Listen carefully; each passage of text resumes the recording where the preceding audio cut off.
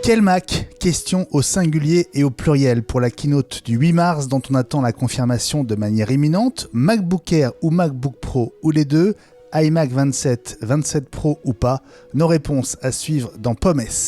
Vous les considérez comme des gadgets, les smartphones pliables rapporteront 29 milliards de dollars en 2025 selon IDC. Samsung dévoilera dimanche sa 4e génération de Z Flip et Z Fold et Apple. Faut-il désinstaller TikTok en urgence ? 2 études concluent que l'appli chinoise du réseau social qui fait fureur chez les ados contourne toutes les sécurités mises en place par Google et Apple, y compris celle d'iOS 15, pour protéger votre vie privée et vos données. Des écouteurs True Wireless 12 fois moins chers que les AirPods d'Apple. Ils sont signés Lidl. Fabrice Neumann les a essayés, avec un peu de mal certes, mais il a réussi et il va vous raconter. Ce sera le test de la semaine. Ma maison connectée en mode détecteur de fumée aujourd'hui. Et puis le tuto audio, ballon de plage qui tourne, Mac qui freeze, caractères qui apparaissent bien après avoir été tapés au clavier. Vous avez besoin de libérer de la RAM et je vais vous expliquer comment retrouver la mémoire vive de votre Mac.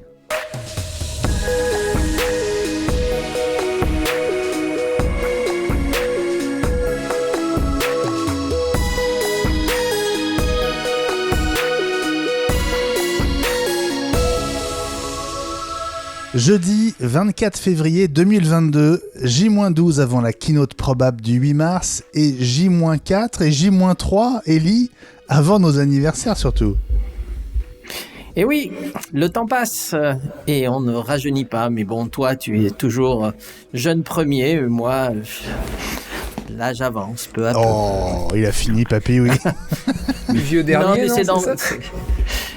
Dans ma tête, je vous rassure, j'ai toujours 20 ans. Mais donc, oui, pour nous aussi, Ellie. Salut à toi, salut à tous. Bonsoir, soyez chacun les bienvenus dans ce 79e numéro d'iWeek, la semaine Apple, le podcast de référence sur l'écosystème Apple. 26e semaine de la saison 2, que le programme est chargé. Bon, j'avoue, Fabrice, j'attends particulièrement ton test des écouteurs intra-auriculaires Silvercrest à 17€ qu'on trouve chez Lidl. Salut Fabrice Neumann. Salut à tous. Oui, pour ceux qui ont la vidéo, ils me voient les porter. Voilà, je fais les présentations, gauche, droite, ou l'inverse, je ne sais plus. Je vous en dis un peu plus tout à l'heure, absolument. Et oui, on a hâte. François Le Truédic, fournisseur officiel en verre de vin chaud et en détecteur de fumée cette semaine. Oui, déjà, je vais te contredire, je n'ai même pas bu un seul verre de vin chaud sur les bords des pistes, je l'admets. Un petit grog. Même pas un Irish Coffee, tu vois, non, c'est triste, c'est plus ce que c'était. Tu sais, je suis un peu comme vous, je vieillis, hein, donc mon estomac et mes intestins sont un peu plus délicats, quoi, mais bon, faut faire avec. J'allais te dire avec modération et tout, mais je peux même pas la faire. T'as carburé à l'eau, bon. Même pas au cidre ? Au cidre, non, il n'y en avait pas quand même. Enfin, quoi qu'on remarque, il y avait bien des crêpes sur le bord des pistes, donc sait-on jamais, hein, depuis qu'on nous vole tout, à nous, la Bretagne.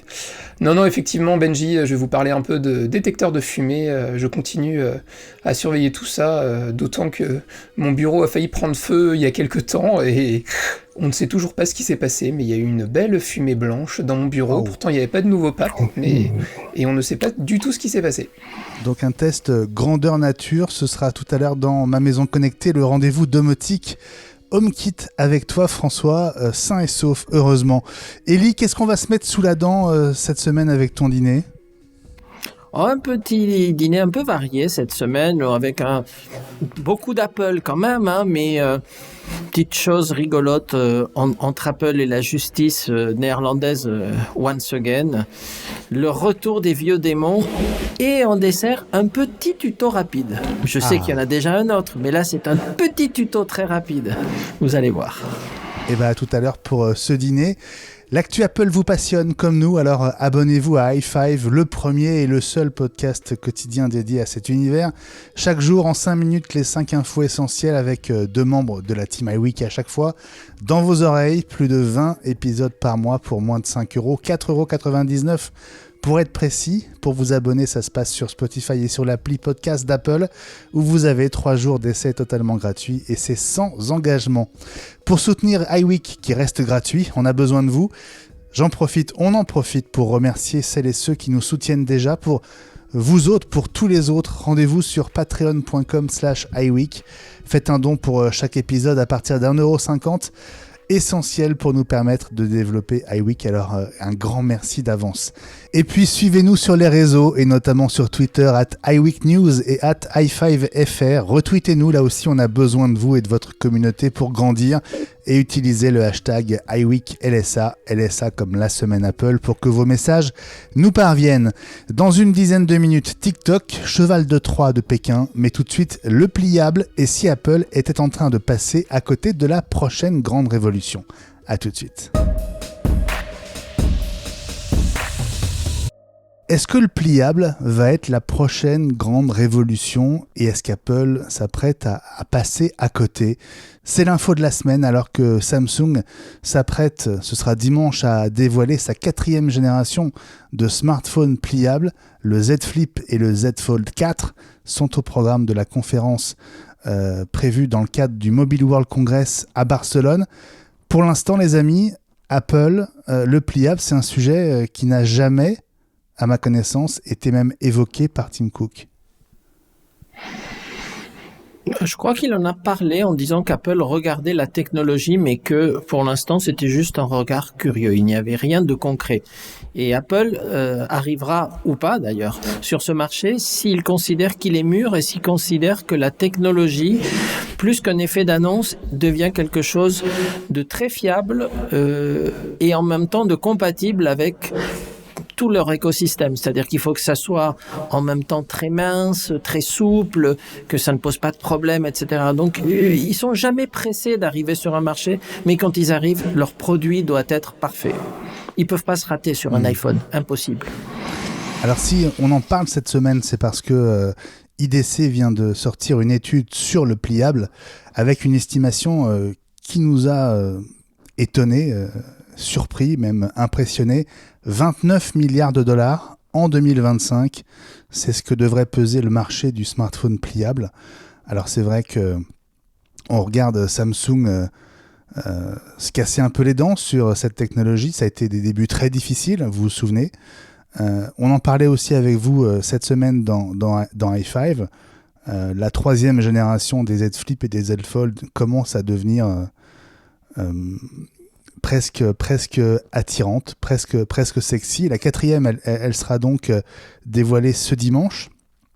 Est-ce qu'en termes de timing, Fabrice, tu penses qu'Apple a raison de prendre son temps ?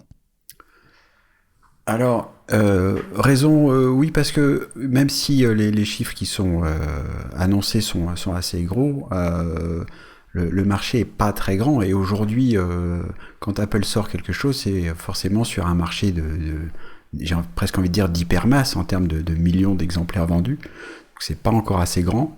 Et puis en termes de techno, et notamment de techno d'écran, tant qu'on sera pas capable de faire du verre pliable, je vois pas comment Apple irait faire du smartphone en plastique. Je schématise, hein, je suis pas en train de dire que tout est en plastique chez Samsung, mais l'écran lui-même est en plastique et rayable. Je pense pas que Apple ait envie de se lancer dans un appareil comme ça. Ils ont tout fait pour enlever le plastique devant et derrière. Même quand il y a eu l'iPhone 5C qui était en plastique, ça n'a pas duré longtemps, et c'est vraiment pas ça qu'ils veulent faire. Donc il faut vraiment attendre un autre matériau que le plastique qui est utilisé aujourd'hui, à mon avis. François, quel regard tu portes toi sur ce que fait la concurrence, sur ce que fait Samsung plus particulièrement, cette 3e génération qui est sur le point de passer la main à la V4, ça devient presque des produits acceptables, non ? Ouais, je vais même jusqu'à dire des produits sexy. Je trouve que c'est... Alors le Z Flip, il est un peu particulier. Moi, ça me fait énormément penser aux vieux téléphones à clapet qu'on pouvait avoir il y a 15 ans avant l'arrivée de l'iPhone. Je pense qu'ils ont voulu un peu jouer sur cette carte-là, un peu à l'image de ce que Nokia avait pu refaire avec le revival du 3310 qui était sorti il y a quelques années avec une version en couleur, avec un navigateur internet, etc. C'est vrai que nous, notre téléphone sans doute plus visé, ce serait le Fold. C'est vrai que la première génération, moi j'avais trouvé ça vachement cheapouille. Il y avait quand même eu beaucoup de problèmes. Il y avait eu un gros retard à l'allumage, hein, je le rappelle. Des modèles le Fold, c'est celui qui se plie Dans ce sens-là, c'est-à-dire Comme un portefeuille. comme un portefeuille, ouais. Comme un Alors que le portefeuille flip, avec un c'est le écran. clapet, hein, ouais. Avec un écran quand il est plié en fait. Et c'est vrai que cet écran-là était quand même de très mauvaise qualité, avec des bords un peu bizarres. Les modèles qui avaient été envoyés aux journalistes étaient plus ou moins défectueux. Ils n'avaient pas indiqué qu'il fallait pas enlever justement la fameuse surface en plastique dont parlait Fabrice juste avant. Donc les débuts ont été Mais hyper ça, laborieux. Mais je c'était trouve la que première génération, ça. Ouais, la première génération. Oui. Mais j'ai trouvé qu'au fur et à mesure, sur la deuxième et sur la troisième, ça a évolué. La troisième commençait vraiment à donner envie. Et je pense que si ça n'avait pas été de l'Android et si on n'avait pas été aussi féru d'Apple, enfin moi, en ce qui me concerne, je pense que j'aurais peut-être regardé très sérieusement ce produit. Donc je suis curieux vraiment de voir ce que Samsung va proposer sur la 4e génération. Après, quand est-ce qu'Apple va la sortir ? Moi, à mon avis, ça arrivera à un moment ou à un autre. Je pense que la technologie va mûrir. Peut-être pas pour l'année prochaine, peut-être plutôt pour 2024, je pense. Ouais, on parle plutôt de 2025, je crois, pour l'instant, dans les rumeurs. 2025, oui. Elie, Bah, moi, je suis un peu plus nuancé ou plus dur que François. Moi, je regarde attentivement les différentes générations. Pour l'instant, ils ont fait des progrès, c'est indiscutable. Mais on n'en est pas au point où j'ai envie d'en acheter un. C'est-à-dire que franchement, je leur trouve des défauts, surtout au niveau de l'épaisseur. Je suis toujours pas convaincu. Ils font toujours pas assez fin pour moi. Et donc, ça me donne pas envie d'en acheter. Et j'espère qu'Apple saura être suffisamment patient et nous sortir un produit où on va tous faire waouh et on aura tous envie de l'acheter. ouais. Après, je sais pas à quel prix, mais Fin parce que quand on les plie, forcément, l'épaisseur, elle double. Donc, il faut que l'épaisseur de départ soit particulièrement faible, évidemment. Ce produit oui, et puis quand on pense aux ouais. composants photo et compagnie, les composants photo, il faut bien les stocker. Donc du coup, on est obligé de faire une épaisseur de base déjà quand ils sont dépliés, quoi. Tu parles des capteurs, notamment. Ouais. Il faudra trouver une technologie. Peut-être qu'il y aura justement quelque chose de très nouveau qui va arriver dans les mois ou les années qui viennent qui permettra de faire ce genre de choses. Hein.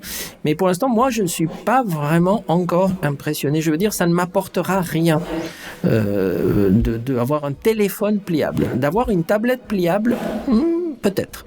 D'avoir un Mac pliable, c'est un autre sujet dont on va parler tout à l'heure, peut-être. Mais un téléphone pliable, non. Fabrice. Oui, je voulais juste rajouter un détail sur le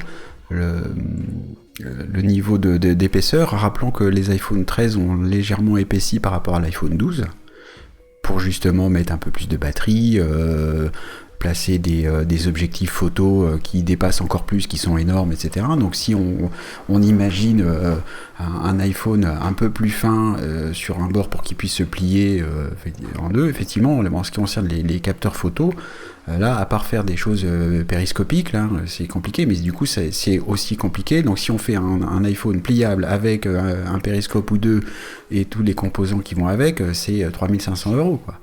Donc, peut-être. Il manque un certain nombre de technologies, me semble-t-il, pour que Apple se lance sur ce marché. Ils les ont peut-être en labo, hein, mais pour l'instant, on les voit pas chez Samsung, en tout cas. Ben, déjà, un petit point rapide, c'est que Apple s'est rendu compte que cet iPhone 13 que nous adorons est un tout petit peu trop épais, et surtout au niveau des capteurs. Et ce qu'on a vu jusqu'à aujourd'hui sur les proto iPhone 14 qui viennent d'être finalisés, Apple aurait une nouvelle technologie qui permet quasiment de faire disparaître les capteurs à l'intérieur du téléphone tout en gardant une épaisseur aussi fine, sinon légèrement plus fine que l'actuelle. Donc ça veut dire que les technologies progressent. Alors IDC a chiffré à 7 millions le nombre de Flip et de Fold vendus par Samsung en 2021. J'aurais pas dit ça, moi. 7 millions, ça me semble pas mal. Ça me semble même assez énorme. Ouais. On verra les chiffres. Hein. Moi, ce qui me fait rigoler à chaque fois, c'est les noms, parce que moi, je les avais appelés au début le Flip et Flop. Et à chaque fois que tu dis Z Flip, Z Fold, moi, j'ai tendance à... Je me marre. Mais bon, c'est comme ça. Je suis méchant. Alors on parle donc de 2025 pour un éventuel iPhone pliable. Et la rumeur de la semaine, elle est venue de Ross Young, hein, le consultant spécialiste en écran, qui nous a annoncé qu'Apple travaillerait sur un Mac portable à écran pliable, un écran de 20 pouces. Jamais aucun écran de portable Apple n'a fait 20 pouces, hein, on n'a jamais fait plus que 17 pouces. Est-ce que ça vous semble une piste crédible ? C'est difficile à dire. C'est intéressant comme concept pour ceux qui se baladent et qui ont besoin de montrer des présentations, des choses comme ça. Ça pourrait éventuellement, dans certains cas, éviter d'avoir à se connecter à un projecteur, par exemple. Ce que je trouve intéressant, c'est que ça rejoint aussi la réflexion qu'Eli vient juste de faire sur le côté téléphone pliable. Il préférerait, et moi aussi d'ailleurs, une tablette pliable. Et on rentrerait dans ce jeu-là aussi, où d'avoir un écran qui est plus facilement transportable. C'est l'écran qu'on plie en deux et qu'on met dans son sac, quoi. Voilà, et donc du coup, ça rend la chose, c'est pas besoin d'un plus grand sac pour avoir un plus grand écran. L'idée est intéressante. Ouais. Est-ce que c'est pas ce que fait déjà un peu Lenovo avec ses appareils mi-tablette, mi-PC ? On avait déjà ça finalement avec les MacBook Pro avec la Touch Bar, non ? D'une certaine manière, c'était un peu les prémices. Pourquoi ça se plie, une Touch Bar ? Non, mais le Mac se plie, lui. Oui. Non, mais je suis dubitatif. Je pense que ça peut être une bonne idée. Ça peut être vraiment une bonne idée. C'est vrai qu'on a vu beaucoup de concepts. Enfin, ça existe même des ordinateurs où le clavier du coup est un écran tactile. Il y a plein de pistes hyper intéressantes. Maintenant, moi, mon interrogation, c'est le coût. Parce que quand on voit aujourd'hui, je prends l'exemple du MacBook Pro 16 pouces en entrée de gamme qui vaut quand même son pesant de cacahuètes, à combien ça va coûter, quoi ? Le Pro XDR à côté, ce sera la baguette de pain, quoi. C'est une vraie question. Qu'Apple bosse sur ce genre de techno, oui, c'est une évidence. Maintenant, est-ce que ça sortira un jour ? C'est là la question. Eli. Comme on a dit dans i5 cette semaine, en fait, il y a deux technologies dont parle Rosion, qui généralement est assez fiable, puisque lui, il est concentré sur le marché des écrans en particulier. Et lui, il parle de deux choses. Il parle d'un écran de 20 pouces pliable, mais qui serait juste un moniteur. Et puis, qu'Apple étudierait la possibilité d'avoir aussi, à côté de ça, un portable, donc pliable. Alors, l'écran, moi, j'y crois plus parce qu'aujourd'hui, il y a un marché énorme de tous les gens qui travaillent un peu dans la finance ou qui travaillent dans l'ingénierie, etc.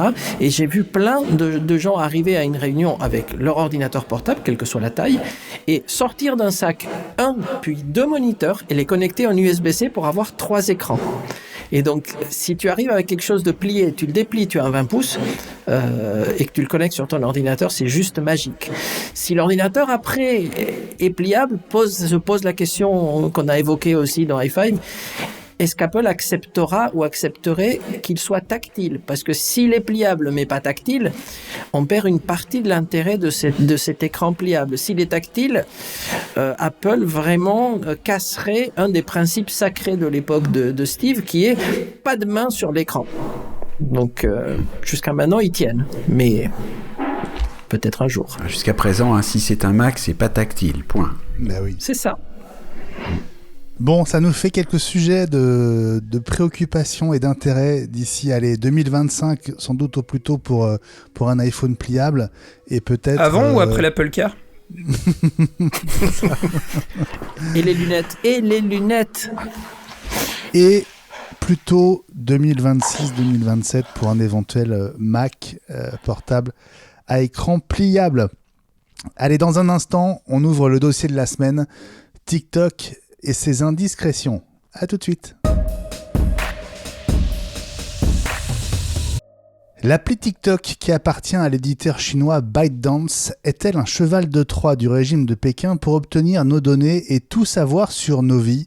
Ok, quand je pose la question comme ça, c'est peut-être un peu dramatisé, mais 2 études révélées par le site The Wrap sont particulièrement inquiétantes. Ces 2 études menées par des experts en cybersécurité, des White Hats qui œuvrent pour le bien commun, ont été achevées en novembre 2020 et en janvier 2021, et donc il y a un peu plus d'1 an. Elle confirme que ByteDance a réussi à contourner tout le processus de validation des apps avant publication sur les stores d'Apple et de Google et est capable de modifier le comportement de l'appli TikTok une fois installée sans le consentement de l'utilisateur pour obtenir les accès aux données de chacun. En réalité, l'app abrite son propre navigateur qui est capable de chercher ce qu'il veut au sein du smartphone. À côté, Twitter et surtout Facebook seraient des petits joueurs. On va rappeler que TikTok a passé la barre du milliard d'utilisateurs au mois de septembre et elle envisage maintenant d'étendre la durée des vidéos à 10 minutes pour venir marcher sur les plates-bandes d'un autre réseau social, d'une autre plateforme, YouTube, et conquérir un public de moins en moins jeune. Alors on se souvient que Donald Trump était passé tout près d'interdire TikTok aux États-Unis et curieusement, l'appli, elle est interdite en Chine, comme la plupart des autres réseaux sociaux d'ailleurs, à commencer par Twitter et Facebook. Je vais tout de suite avoir le regard de Fabrice sur ces études, ce qu'elles semblent révéler. Est-ce que installer TikTok sur son iPhone, est-ce que c'est prendre un risque? Alors, l'étude semble dire ça. Alors, en introduction, je voudrais dire que je n'ai pas de compte TikTok, je n'en ai jamais eu, et je n'ai donc jamais installé l'application. Je suis passé totalement à côté de ce phénomène de réseaux sociaux. Donc, je suis pas sûr d'être la personne la plus concernée et la plus à même d'avoir un avis là-dessus. Il me semble me souvenir que c'est pas la première fois qu'on parle de TikTok comme d'un espion potentiel au sein de son smartphone, qu'il soit iPhone ou Android.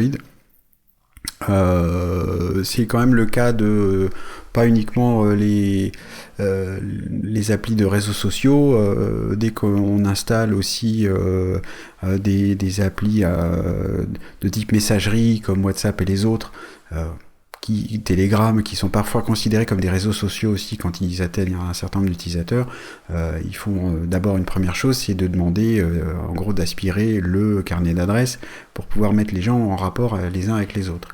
Donc c'est dès qu'on se connecte à quelque chose en ligne, il y a un certain nombre de données qui transitent. Ce qu'essaye de faire Apple, c'est qu'au moins on soit prévenu.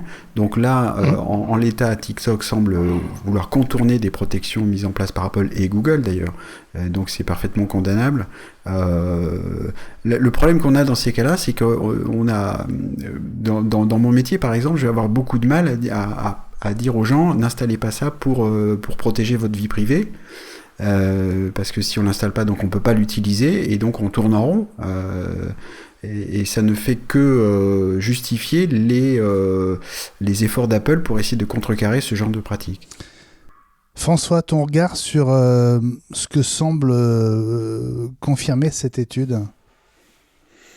Moi, je suis un peu comme Fabrice, je suis passé complètement à côté de TikTok. Je suis même pas sûr d'avoir installé l'application, je l'admets, mais je pense que je suis pas la cible, je dois être un peu trop vieux, hélas.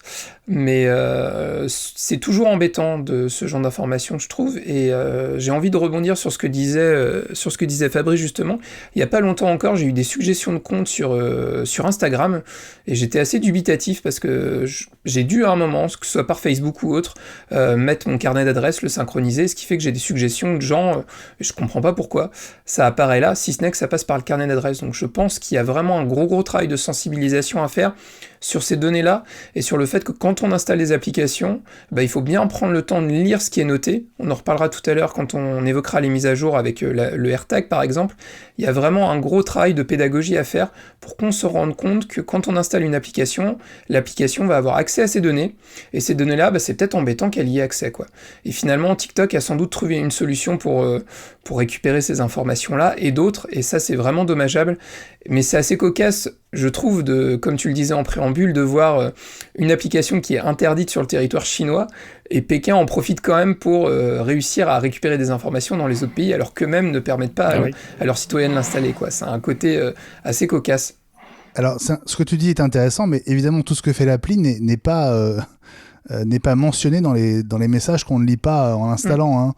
Oui, sinon, tu penses bien qu'elle n'aurait pas passé les contrôles chez Apple. Ce qui est encore plus dommageable. Ellie, ton sentiment sur la vocation de TikTok, au-delà d'être un succès purement business pour ByteDance?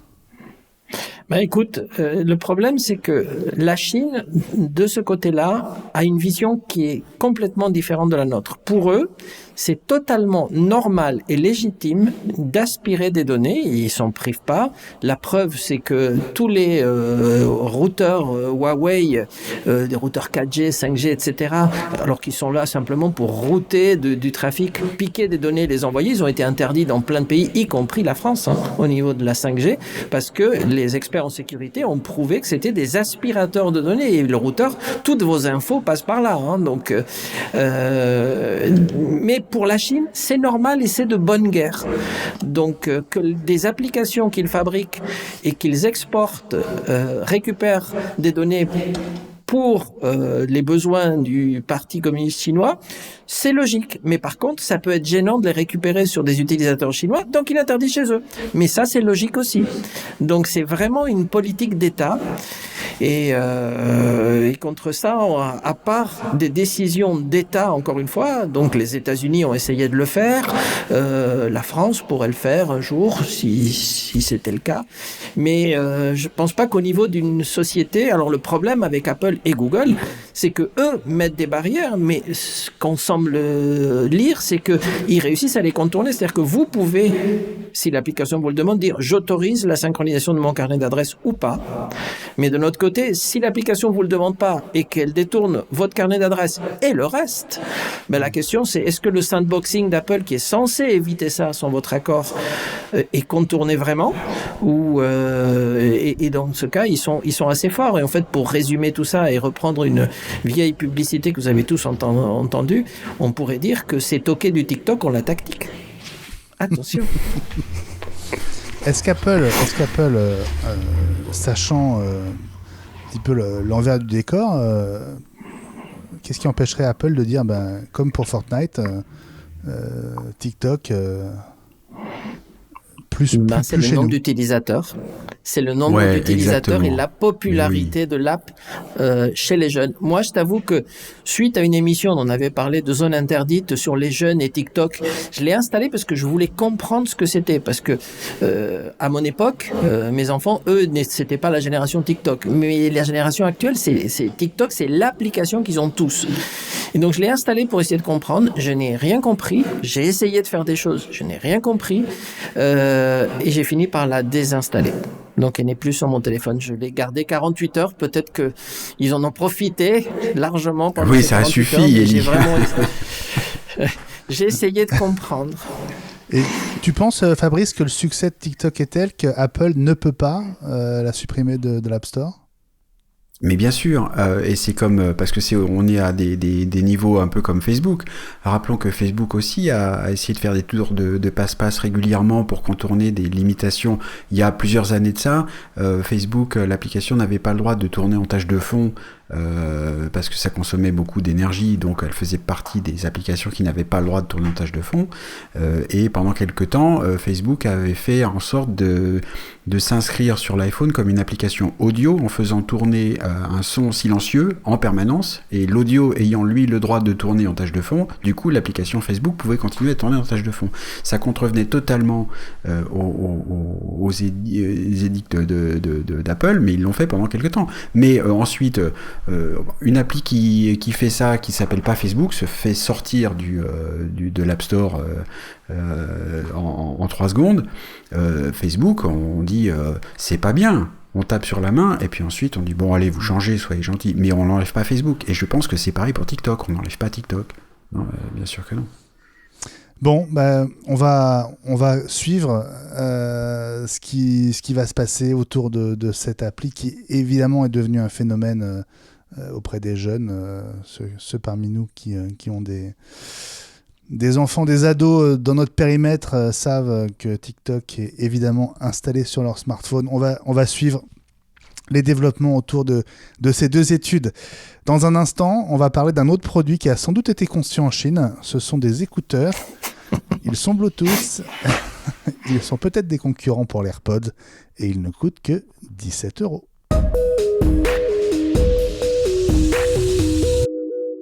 Le test de la semaine. Alors j'avoue, Fabrice, quand tu m'as proposé un test d'écouteurs à 17 €, j'ai adoré l'idée.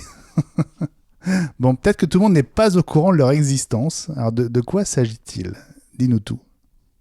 Alors, il s'agit donc, et en plus donc d'écouteurs sans fil, true wireless comme les AirPods, c'est-à-dire qu'ils sont indépendants l'un de l'autre. Alors pour ceux qui ont la vidéo, je vais les montrer à la caméra pour voir un peu la différence. Je les montre l'un en... Alors, c'est un peu flou. On voit les deux boîtiers de je les recharge. compare à une... Voilà, voilà, c'est le boîtier de recharge, effectivement. Je les compare à des AirPods Pro. Je m'empresse de dire que je vais plutôt les comparer à des AirPods tout court parce que ce sont des écouteurs qui, malgré tout pour ce prix-là, n'ont pas la fonction d'annulation de bruit. Oui. Mais donc les AirPods Pro, les AirPods 3, pardon, voilà, je me plante aussi, coûtent 200 € sur l'Apple Store aujourd'hui, et donc ce que j'ai montré à l'écran, ça coûte 17 €. Et donc maintenant je vais juste montrer à quoi ça ressemble à la caméra. Voilà, c'est un petit peu difficile à montrer. Ouais. Voilà. Bon, Ah oui, ça, des c'est écouteurs long. T'en as un dans blancs, l'oreille, hein. Dans l'oreille. T'en as un dans J'en ai l'oreille. un dans l'oreille Ouais. en ce moment. Voilà, absolument. Donc c'est C'est un peu comme les plus gros AirPods. que des AirPods. C'est un peu plus gros. Hein. C'est un peu plus gros, tout est légèrement plus gros, la boîte est un petit peu plus légère, on sent qu'il y a un peu de vide. Si je mets devant le micro et que je bouge, ça bouge un peu. Il y a un peu de en jeu. qualité de fabrication, on n'est pas au niveau. Mais j'ai trouvé ça intéressant parce que pour ceux qui ont suivi les épisodes précédents, les AirPods Pro que j'utilise sont très bien, mais ils ont tendance à m'agacer un peu parce que pour le prix qu'ils ont coûté, je considère qu'ils devraient être parfaits, ils ne le sont pas. Il y a des problèmes de connexion de temps en temps, des problèmes de synchronisation entre l'oreille gauche et l'oreille droite. Il faut les remettre dans la boîte. En ce qui me concerne, c'est ça que je suis obligé de faire pour les réinitialiser pour qu'ensuite la musique ou le podcast soit synchronisé entre les deux oreilles. Donc moi ça me fait un peu mal de me dire que j'ai acheté des trucs à 230 € quand je les ai achetés, quelque chose comme ça, et c'est pas parfait. Alors j'ai un copain qui m'a dit mais tu sais, il en existe des beaucoup moins chers. Je dis bah oui, et puis il m'a donc dit 17 € chez Lidl. J'ai trouvé ça quand même intéressant, et d'autant plus qu'il m'appelait, on était au téléphone, il m'appelait avec, j'ai trouvé que le son était pas mal, donc même le micro est pas mal. Donc ça c'est pour la petite histoire, et donc effectivement bah voilà, on achète ça. Alors toujours pour comparer aux AirPods, le boîtier est pour les 17 €, le boîtier est même compatible Qi pour la recharge. Quand même Pas balèze. Hein. Pas mal. Donc c'est Donc, quand induction. même assez étonnant. Alors, il n'y a pas de bouton sur le boîtier pour les appairer. Quand on les ouvre, il ne se passe rien. Quand on ouvre le boîtier, il ne se passe rien sur l'écran de l'iPhone ou d'un Android. J'ai testé aussi. Il faut les sortir. Ils s'allument quand on les sort de la boîte. On les met dans l'oreille, ça fait ding-dong. Et puis ensuite, on va classiquement, comme on a toujours fait avec des écouteurs Bluetooth qui ne sont pas Apple, on va dans la configuration Bluetooth de son téléphone et puis on dit qu'on veut les appairer. On en appaire un puis l'autre, c'est assez marrant en fait. En gros, ça veut dire que les AirPods font la même chose, mais ils s'en occupent pour nous. Et une fois que les deux sont jumelés, ils fonctionnent ensemble. Voilà.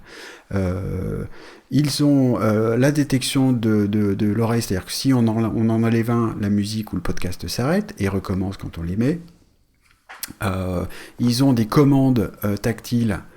C'est-à-dire quand on touche une fois, une demi-seconde, il va faire pause. Quand on retouche, il va relancer. Quand on fait un appui long à droite, il va avancer d'une chanson. Quand on fait un appui long à gauche, il va reculer d'une chanson. Donc il y a quand même plein de trucs qui sont assez incroyables pour, je vous rappelle, 17 €. Voilà. Alors, Benjamin, tu faisais référence au fait que j'avais eu un peu de mal à les tester. Alors effectivement, on sera pas étonné de savoir que la qualité de fabrication est quand même pas terrible. J'en ai eu une première paire quand je suis revenu à la maison, j'ai pas réussi à faire fonctionner un des écouteurs, il n'a jamais fonctionné. Je suis retourné au magasin, on m'a remboursé son rubis sur l'ongle.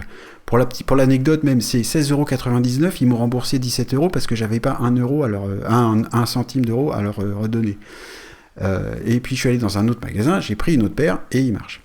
J'ai eu un souci au bout de 3 jours, il y a un des écouteurs qui a cessé de fonctionner. J'étais un peu embêté, et puis à force de triturer, il y a des petites diodes sur chacun des écouteurs qui sont mises à clignoter dans tous les sens, ils ont dû se réinitialiser, et hop, ça marche. Voilà. Donc voilà. Alors maintenant, en termes de qualité sonore, c'est un peu en deçà des AirPods, c'est, évidemment, mais c'est chouette, c'est bien. Pour des podcasts, par exemple, c'est absolument parfait. Pour de la musique, alors ne comptez pas sur l'audio spatial naturellement, mais ça fait le job quand même. Pour les micros, je les ai déjà évoqués. Alors, on peut parfaitement avoir une conversation téléphonique avec et ça fonctionne bien. Il y a donc c'est quand même étonnant parce que d'avoir tout ça pour 17 €. En termes d'autonomie, ils sont annoncés pour 4h30. En les portant sans interruption, en écoutant un podcast, je suis plutôt arrivé à 3h, 3h10, pas à 4h30. Le boîtier de recharge est censé les recharger 4 fois. À mon avis, si on arrive à 3 fois, on sera bien content. Voilà. Donc, on est bien d'accord, hein, c'est en deçà des AirPods, mais est-ce que je vous ai dit que ça coûtait que 17 €? Voilà. Donc, c'est vraiment toujours le gimmick, quoi. C'est pour 17 €, donc c'est difficile pour Apple. On parle souvent des prix élevés d'Apple, un peu plus élevés que la moyenne, mais du coup, les AirPods de 3 à 200 € comparés à des choses comme ça, c'est vraiment très très cher et pas forcément très très supérieur. Hein. C'est supérieur, c'est évident, mais pas tant que ça. Voilà. Donc pas 12 fois supérieur. Franchement,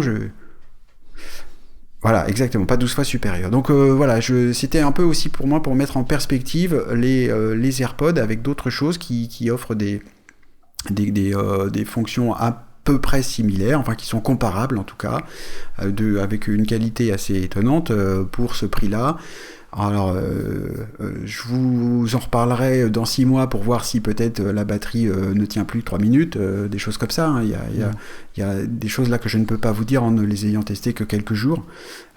Mais voilà, donc le test est quand même plutôt positif malgré tout, malgré les quelques soucis que j'ai eus, puisque finalement, il fonctionne. Je les utilise là pendant que nous enregistrons l'émission. Et ça marche bien, je les ai connectés à un iPhone, je les ai connectés à mon Apple TV, à un Android, à mon Mac. C'est plus difficile de passer d'un appareil à l'autre dans le monde Apple parce qu'il n'y a pas la puce U1, etc. Mais voilà, est-ce que je vous ai dit qu'il coûtait que 17 €? Voilà. C'est ça. C'est vraiment... Votre sentiment, les garçons, Élie, François, sur ces écouteurs Lidl Silvercrest? Il faut les écouter. Ça demande un test un peu plus long, mais... Je pense à des enfants qui voudraient des écouteurs. Après tout, pourquoi pas. C'est vrai que il y a des personnes qui ont eu tendance à faire passer leurs AirPods à la machine un certain nombre de fois. Ça fonctionnait plus, qu'ils les perdent, et ainsi de suite. L'avantage, c'est qu'à 17 balles, qu'est-ce que vous voulez? Vous perdez un écouteur, quoi. Après, moi, je suis toujours inquiet sur ce genre de produit, j'ai toujours peur de la durée de vie. Alors même si on peut pas dire que la durée de vie des AirPods soit vraiment énorme dans la mesure où, moi j'ai les premières générations, c'est vrai qu'au bout d'1 an, j'ai des écouteurs qui tenaient plus trop en batterie. Donc quand on paye un produit 180 €, c'est embêtant. Quand on paye un produit 17 €, ça peut être compréhensible, quoi. Mais Lidl, ils sont très très bons, quoi. Quand on voit tous les produits qu'ils lancent, le fameux Monsieur Cuisine là, qui a eu un succès de barjo, on rigolait en antenne sur les sneakers, les chaussures Lidl aussi qui se sont arrachées. Ils sont très très bons, quoi. Ouais. En fait, ils ont plusieurs marques, mais jusqu'à maintenant, la marque Silvercrest est plutôt de bonne qualité. Souvent, les produits sont allemands d'ailleurs, Silvercrest. Puisque c'est un test, Fabrice, les plus, les moins, et puis une note à 8 sur 5. Alors, les plus, les moins, donc le premier plus, le prix, évidemment. J'ai déjà parlé de la charge. Je note aussi que le boîtier est USB-C, qui est vraiment un plus, à mon avis, par rapport aux AirPods. Et donc, la qualité des micros. Pour les moins, c'est la qualité de fabrication, naturellement. La fiabilité globale un peu douteuse sur le long terme, donc on en reparlera, puisque j'ai quand même déjà eu un peu des soucis. En termes de qualité sonore, c'est pas mal. Alors, je parlais tout à l'heure des problèmes de synchronisation entre la gauche et la droite sur les AirPods. Là, de temps en temps, il y a un effet un peu bizarre où on a l'impression que la stéréo bouge de gauche à droite le temps qu'il se recale. C'est assez étonnant. Donc de temps en temps, on écoute un podcast et puis on a l'impression que les gens bougent, quoi. Donc c'est un peu bizarre. C'est pas tout le temps, bon, enfin voilà, clairement, s'il n'y a pas la puce U1 pour s'occuper de tout ça. Et donc c'est un peu moins pratique que les AirPods pour les connecter sur plusieurs appareils, ça c'est un plus indéniable. Donc je mettrais bien, j'hésite malgré tout entre 3 et 4 pour la note. Et je pense que je vais mettre 4 parce que donc le prix naturellement qui joue beaucoup et le fait aussi que mais le copain combien qui ça m'en a coûte parlé, lui il en a mais je ne l'ai pas encore dit. Hein. Comment ça ça coûte donc que 17 €. Est-ce que je vous l'ai déjà dit? Non, voilà. Et donc j'ai un copain qui en a acheté déjà 6 paires et lui il m'a dit que parce qu'il les offre à droite à gauche qu'il a eu 0 problème avec. Et donc voilà pourquoi je vais pencher pour mettre 4 sur 5 pour ces écouteurs.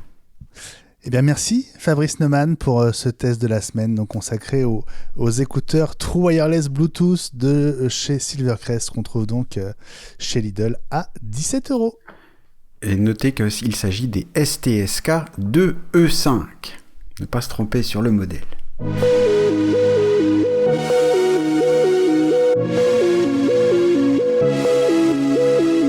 On parle toujours d'une keynote le 8 mars, qui n'est pas officielle, elle n'a pas été confirmée par Apple, ça pourrait intervenir n'importe quand, à partir de maintenant. À votre avis d'ailleurs, cette confirmation, elle pourrait arriver quand, les garçons ?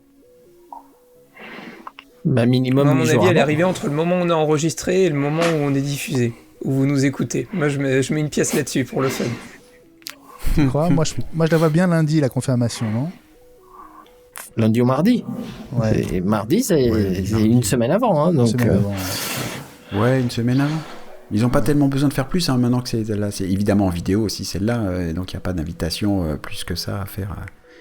Une semaine, ça suffira. Bah oui. Alors, bon, sur le contenu de cette keynote, on ne parle même plus de l'iPhone SE qui est quasiment certain. iPad Air, idem. La grosse incertitude, ça reste quand même les Mac. Le Mac, les Mac, lesquels. Ça change à peu près tous les 2 jours. Depuis 24 heures, c'est le MacBook Air qui est à nouveau au programme sur les différents sites d'actu dédiés à Apple. On a parlé de MacBook Pro toute la semaine dernière. Il y a aussi toujours l'iMac qui traîne. Et le Mac Mini, on n'en parle même plus. Alors, où est-ce que vous en êtes, les garçons ? Dans la logique, maintenant, ça commence à se rapprocher de ce qu'on disait. C'est-à-dire que le premier produit qui devrait être annoncé en M2, ça doit être un MacBook Air. À partir du moment où on a dit MacBook Air M2, derrière, on peut annoncer un MacBook Pro 13 M2 si on veut. On peut annoncer un iPad Pro M2. Ça, c'est logique. Si on commence par annoncer un des autres produits sans avoir parlé du MacBook Air, les gens vont se dire, mais pourquoi ? Mais le premier produit M1, c'était le MacBook Air, c'était le fleuron. Donc c'est par lui que ça doit commencer. Alors, je te rappelle que la semaine dernière, nous disions avec notre ami Frédéric Crassa, et c'est sa théorie, c'est qu'il n'y aura pas de M2 le 8 mars. Ouais, et comme il le faisait remarquer sur Twitter, ça a été en partie repris par les gars de la chaîne MaxTech, là, Vadim, avec qui il est en contact, comme il nous le dit. Difficile de sortir le M2 avant le reste de la transition de la gamme, quand même, très clairement. Hein. C'est difficile parce que c'est incompréhensible et le problème pour Apple, c'est que Apple raconte toujours une histoire pour dire c'est mieux que si, c'est mieux qu'avant, etc. Et un M2, dans l'esprit de tout le monde, ça va être mieux qu'un M1, même s'il est Pro ou Max. M2, ça va être mieux. Ce qui ne sera pas le cas. Donc, à mon avis, c'est difficile de sortir le M2 tant que la gamme n'est pas terminée. François. Moi, je suis pas d'accord avec ça.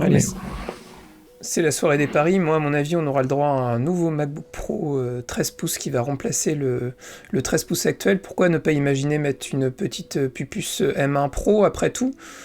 Parce que si c'est un MacBook Pro, ça paraîtrait logique. Et puis, à mon avis, on aura le droit à un nouveau Mac Mini avec une puce aussi M1 Pro, histoire de donner un petit coup de jeunesse à ces deux machines. Et à mon avis, ce sera tout. Il n'y aura pas autre chose. Et le reste viendra après. Et je rejoins complètement, je pense que la puce M2, on la verra peut-être pas avant le mois de septembre. Je vous rappelle que Mark Gurman, lui, nous annonce au moins un Mac lors de la keynote du 8 mars. Une deuxième salve d'annonces avec des Macs en mai ou en juin. Et juin, ça pourrait correspondre à la WDC. avec peut-être iMac Pro, Mac Pro. Pro, oui, et c'est ça. iMac 27 peut-être. C'est ce que je dis, iMac Pro. Ah, c'est Oui. ça. Oui. Ellie, Bah, qu'est-ce que tu fais de tout ça? Parce que tu n'es pas d'accord, tu ne partages pas ce sentiment sur le fait que le M1 va vivre sa vie jusqu'au bout, en fait.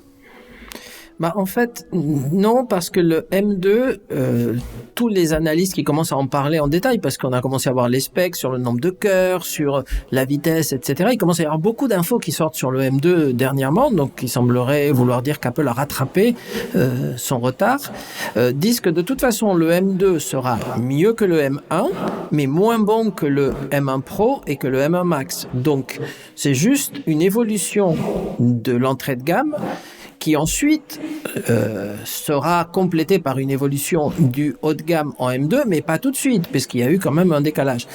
Par contre, sinon, ça bloque une partie de la gamme. C'est-à-dire que l'iPad Air, il n'y a aucun doute, lui, il est quasiment certain, mais est-ce que l'iPad Pro va changer? Parce que ce serait totalement impossible qu'Apple sorte un iPad Pro M2 si le MacBook Air n'est pas M2. C'est-à-dire que la gamme M2 ne peut pas démarrer par un iPad, c'est pas possible.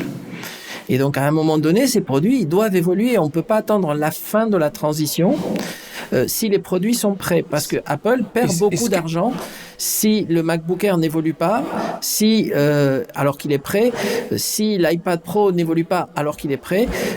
Donc, on avait tous dit ça sortira en septembre-octobre. Mais maintenant, si les produits sont prêts, si les processeurs sont prêts, pourquoi ne pas transitionner? Et ça fait le M1 sur MacBook Air, ça fait maintenant 1 an et demi. Hein. Ouais. Donc, j'adore parce que c'est dans 10 jours et on n'en sait toujours rien et on n'est même pas d'accord entre nous. J'adore. Donc Fabrice et François.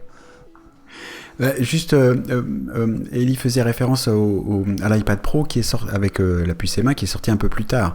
Donc l'iPad Pro, les iPads en général sont pas tellement sur un cycle d'1 an. Hein. Globalement, ils sont plutôt sur un cycle de 18 mois. Donc l'iPad Pro, il peut attendre sans problème. Si on considère qu'effectivement Apple était un peu en retard sur les puces, ils peuvent attendre encore, même si le M2 est prêt, ils peuvent attendre un peu. Moi je verrais plutôt quelque chose comme le MacBook Air étant entre guillemets le produit d'Apple. Ils pourraient peut-être faire un truc genre un redesign du MacBook Air, avec une phrase comme j'aime bien citer souvent à la Phil Schiller, nos ingénieurs ont réussi à le faire encore un peu moins cher, regardez comme c'est beau, on a enlevé 100 balles, et ça suffira pour faire un MacBook Air qui donne envie, hein, s'il est dans un nouveau design avec un peu de couleur par exemple. Le MacBook Pro 13 pouces avec le M1 Pro dedans, comme disait François, moi j'y crois beaucoup, effectivement, ça permet en termes de positionnement de gamme, je pense qu'Apple a vraiment envie et besoin d'avoir cet appareil-là en termes de prix, donc ils vont le garder. Avec ou sans Touch Bar et avec quel design? Moi, je pense qu'ils vont garder le design actuel, mais sans la Touch Bar. Parce qu'il y a déjà eu, en fait, le design actuel, il a existé sans la Touch Bar. Donc, ils ont les plans, ils peuvent le faire. Et ils ajoutent des ports ou pas? Parce que ça a été quand même l'une des critiques du premier MacBook Pro 13 pouces. Oui, c'est une des critiques, mais du coup, quand t'en veux plus, tu prends plus cher. Voilà, là, ils occupent là, c'est une stratégie de pricing, comme on dit en bon français. On garde un MacBook Pro avec un peu plus de puissance, et puis ça suffit, quoi. Et le Mac Mini avec le M1 Pro, ils ont peut-être envie de le faire, j'en sais rien. Moi, j'aimerais bien le voir. Je suis pas persuadé, parce que jusque-là, le Mac Mini a jamais été vraiment mis à jour rapidement, régulièrement. Donc ils seront peut-être contents avec le Mac Mini actuel pendant 3 ans, et puis c'est tout. Hein. Donc ça, j'ai un doute avec ça. Et si le MacBook Pro évolue là le 8 mars et pas le MacBook Air, est-ce que ça risque pas de créer justement un gros écart entre les deux modèles? C'est ce qu'il faut. C'est l'entrée de gamme. C'est ce qu'il faut, c'est l'entrée de gamme, tout va bien. Ouais. N'oubliez pas quand même que ces machines-là s'adressent aussi et entre autres à un marché d'éducation qui est prioritaire pour Apple, que les écoles commandent ces produits très en avance de phase. François le sait, et aux États-Unis particulièrement, Apple faisait des keynotes au mois de mars pour préparer des commandes qui vont arriver plutôt mai-juin pour la rentrée. Donc si Apple annonce des produits en octobre-novembre, ça veut dire qu'il rate la rentrée aux États-Unis, donc il rate un marché énorme si les produits ne sont pas prêts. Bon, la question, c'est est-ce que le M2 est prêt et en quantité suffisante? S'il est prêt, tout est possible. S'il n'est pas prêt, Apple fera du bouche-trou en annonçant un produit, un Mac, qui pourrait être le 13 pouces, etc. Mais à partir du moment où le M2 est prêt, tout peut être déroulé très vite. François? Je rejoins complètement ce que disait Fabrice. Le seul truc sur lequel je suis pas d'accord, c'est l'histoire des ports. Je pense qu'il pourrait essayer de rajouter un petit HDMI, un petit lecteur de cartes, comme ce qu'on pouvait avoir sur le MacBook Pro il y a quelques années, et qu'on a retrouvé sur les 14 et 16 pouces pour vraiment distinguer la gamme, justement. Je pense que la différence pourrait se faire sur la taille d'écran et sur la qualité de l'écran. Évidemment, ce sera pas l'écran du MacBook Pro 14 pouces, parce que le but, c'est justement que ce soit une vraie gamme qui soit distinguer les postes les uns des autres, quoi. Et je pense qu'aujourd'hui, c'est ce qui manque, et le MacBook Pro 13 pouces, il a rien à foutre là, quoi. Enfin, entre un MacBook Air et un MacBook Pro, moi, tous les gens qui me disent « Ah, faut mieux prendre le Pro », bah non, prenez pas le Pro, ça sert à rien. La Touch Bar, elle sert à rien. Le processeur, c'est le même. Donc, prenez le MacBook Air milieu de gamme avec les 8 cœurs graphiques et c'est tout, quoi. Ça sert à rien de claquer 300 ou 400 balles de plus, honnêtement. Je pose une question périphérique à tout ça. Est-ce que vous avez l'impression qu'Apple, en fait, fait du très bon boulot en ce moment en envoyant des infos contradictoires à différents relais d'information? Oui, absolument. Oui. Hein? Apple se fout bien de notre gueule. Bon, en tout cas, ça nous donne du grain à moudre, comme on dit. Bon, on passe à la deuxième info de ce POMS. Alors, c'est une info sur laquelle on ne va pas passer très longtemps, mais c'est une info importante pour ceux qui sont clients des produits reconditionnés. Le journal officiel a publié un décret qui interdit désormais d'utiliser les mentions « comme neuf »,« remis à neuf » ou « est à neuf ». L'idée, c'est d'éviter que le consommateur ne soit induit en erreur, trompé par des mentions qui ne correspondent pas à la réalité. Et ce décret définit ce qu'est un produit reconditionné. C'est un produit qui a subi, j'ouvre les guillemets, des tests portant sur toutes ses fonctionnalités afin d'établir qu'il répond aux obligations légales de sécurité et à l'usage auquel le consommateur peut légitimement s'attendre. Un produit qui doit avoir subi une ou plusieurs interventions afin de lui restituer ses fonctionnalités. Et cette intervention inclut notamment la suppression de toutes les données enregistrées. On en parlait avec Ellie dans Hi5 il y a quelques jours. Peut-être votre sentiment, Fabrice et François, sur cette mise au point, finalement.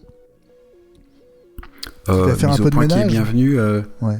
Oui, la mise au point est bienvenue. Moi, j'aurais envie juste de rebondir sur le dernier point qui inclut la suppression de toutes les données enregistrées. Si c'est pas l'utilisateur qui le fait pour un iPhone, le reconditionneur pourra rien y faire.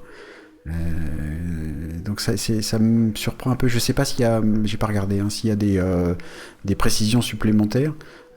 Mais cette intervention-là ne peut pas être faite par le reconditionneur. Mais oui. Ça veut dire que ça pourrait être une des conditions pour pouvoir reprendre un téléphone amené à entrer dans un circuit de reconditionnement? Oui, mais ils le savent tous. On pourrait poser la question à Yes. Nous, quand on reprend un produit, tous nos commerciaux, même les débutants, la première chose qu'ils regardent, c'est la localisation. Et ils ne prennent pas le produit si le produit n'est pas délocalisé, c'est-à-dire potentiellement effaçable. S'il y a un compte iCloud actif et si le produit est localisé, on ne le touche pas. On le rend au client, on lui dit, monsieur, il faut le débloquer avant de l'envoyer chez un broker, etc. Donc, c'est notre boulot. Si c'est envoyé en direct, c'est aussi le boulot du broker. S'il voit un produit bloqué, il le retourne au client. Ils ne peuvent pas prendre le risque. Ouais, très bon point. François ? Pas spécialement d'opinion sur ce sujet-là. C'est surtout, en fait, moi je repense à tout ce qu'on peut voir, les arnaques qu'on peut voir sur le Bon Coin, ou des gens qui vendent des téléphones qui sont pas correctement débloqués, enfin la localisation est désactivée, donc Après, c'est toujours pareil, ça dépend des reconditionneurs, ça dépend de plein de paramètres. C'est compliqué d'avoir une politique de base. Maintenant, moi, c'est vrai que je conseille souvent les produits reconditionnés, mais Apple, c'est-à-dire qu'ils sont quasiment, eux, des produits neufs, quoi. J'en parlais encore aujourd'hui, on me dit je vais acheter un MacBook Pro d'occasion 2015 à 600 € sur le back market. Je fais non, surtout pas, faut pas acheter ça. Pour 350 balles de plus, t'as un MacBook 350 balles de plus, je me reprends, t'as un MacBook Air M1 sur le refurb d'Apple. Non, c'est attends 6 mois, mais 50 balles de côté tous les mois et prends-toi une vraie machine qui tiendra la route et qui durera dans longtemps, quoi. Ça, c'est un bon conseil. Et puis la troisième info dont on voulait vous reparler dans Pommes aujourd'hui, c'est le pactole de Joe Rogan. Parce qu'on a longtemps cru pendant des mois qu'il avait signé chez Spotify pour 100 millions de dollars, mais en fait c'est 200 millions et sans doute plus le montant du contrat qui a été négocié en mai 2020. Alors dans le contrat, il y avait aussi le fait qu'il allait quitter YouTube. Donc effectivement, il est complètement exclusif désormais à Spotify. Mais du côté de Spotify, c'est devenu la poule aux œufs d'or, puisque Joe Rogan Experience est le podcast numéro 1 dans 92 pays, dont les États-Unis, et certains épisodes affichent des dizaines de millions d'écoutes. Fabrice, c'est des chiffres qu'on n'attendait pas à connaître dans l'univers du podcast quand même, non ? Alors, c'est ce que j'allais dire. Pour l'univers du podcast, c'est étonnant, mais enfin, ça l'est de moins en moins. C'est-à-dire que jusqu'à présent, une définition du podcast, c'était c'est une émission de radio qu'on peut écouter en replay. Maintenant, je pense que ça se développe suffisamment pour dire qu'une émission de radio, c'est un podcast qu'on écoute en direct. Et ça montre ça, c'est-à-dire que Joe Rogan, il a montré qu'il avait un intérêt pour des investisseurs, un intérêt pour des annonceurs, et donc on le paye à la valeur qu'il rapporte. Voilà. Donc il doit y en avoir d'autres qui atteignent peut-être pas ces niveaux-là. Des contrats comme ça, c'est souvent secret, ça sort plus tard. On en apprendra d'autres. J'ai un souvenir, ça me fait penser à... comment s'appelle cet acteur américain ? Pendant le confinement, il avait lancé un podcast vidéo pour donner des bonnes nouvelles. John Krasinski, qui fait une série là sur Amazon, je crois. Et puis, il a lancé ça avec un peu de production, etc., parce qu'il a des moyens, et il s'est fait racheter ça par CBS ou je sais pas quoi, un réseau américain, pour, pareil, 60, 80, 90 millions de dollars, enfin, des dizaines de millions de dollars. Donc, il y a le podcast est quand même sorti de sa zone d'ombre depuis longtemps maintenant. Le podcast, beaucoup en écoutent et ça monte vraiment beaucoup en France aussi. Voilà, c'est des chiffres comme ça, on va en atteindre beaucoup maintenant. Ouais. Elie ? On va se faire racheter par Samsung, vous pensez, nous ? Oui, par Samsung, c'est sûr. Elie ?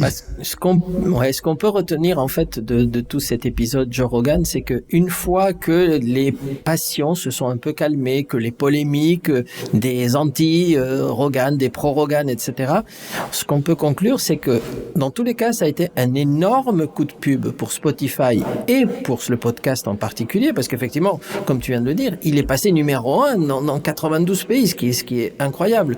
Moi, en tout cas, j'en avais parlé. Je ne le connaissais pas avant et j'ai écouté quelques épisodes pour me faire une idée. Est-ce qu'il ne raconte que des conneries? Est-ce qu'il raconte que des fake news? Et pas du tout. C'est très agréable. Le mec est très sympa. Je dis pas que je l'écoute toutes les semaines, mais de temps en temps, ça me gêne pas de l'écouter. Donc j'ai au moins découvert ça, entre autres, et je pense qu'il y a d'autres personnes qui ont fait la même chose. Donc coup de pub pour Spotify et Joe Rogan. Et donc ça compense certainement le prix qu'il le paye. Elles sont arrivées mardi soir. Mardi soir, c'est le soir des bêtas. C'était comme la semaine dernière, bêta 3 la semaine dernière, bêta 4 cette semaine. Donc iOS 15.4, iPadOS 15.4, macOS 12.3, watchOS 8.5, tvOS et même le HomePod. Tout le monde a été servi. François, qu'est-ce qu'on peut dire sur ces bêta 4 ? Qu'est-ce qu'il y a comme nouveauté du côté d'iOS, peut-être ? Alors, il y a 2 grosses nouveautés. Alors, il y a une nouveauté qui va pas trop nous concerner dans un premier temps, parce qu'hélas, c'est réservé aux États-Unis. Il y a une 5e voix déjà pour Siri aux États-Unis, donc qui s'appelle Queen. Alors, je ne sais pas si c'est un docteur ou pas, mais ça, on le saura plus tard, je pense. Et puis l'autre petite nouveauté, mais qui est pour moi assez importante, maintenant quand vous allez rajouter un AirTag, vous allez avoir vraiment un dialogue qui vous indique que vous n'avez pas le droit d'utiliser le AirTag pour pister quelqu'un, c'est uniquement pour des objets, et que si par hasard vous l'utilisez pour pister un individu quelconque, et ben dans ces cas-là vous pourrez avoir éventuellement des poursuites selon les pays où vous êtes. Et ce message-là est mis clairement, et comme j'ai eu l'occasion de le dire dans Hi-Fi hier, je trouve ça très bien de la part d'Apple, au moins on sensibilise, c'est un moyen pour eux de se protéger je pense, mais ça rappelle les choses quand même, ça pose les choses et ça c'est plutôt intéressant je trouve. Et le dialogue est léché, enfin c'est joli je trouve à voir, à l'image de tout ce que propose Apple, avec les petits pop-up qui apparaissent dès que vous rapprochez un nouveau produit Apple compatible à côté de votre téléphone.